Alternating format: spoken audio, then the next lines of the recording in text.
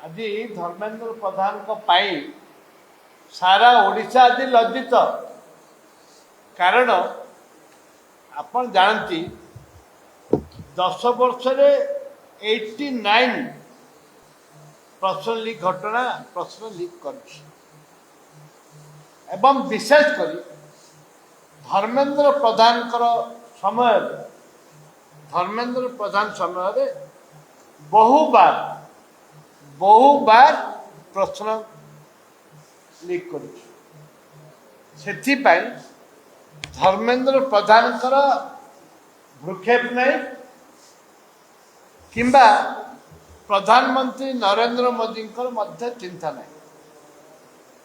यहाँ प्रमाणित करुच्ची गत काली सुप्रीम कोर्ट जो भर्सना करिरे धर्मेंद्र प्रधान को नैतिकता दृष्टि से इस्तीफा देवा दरकार।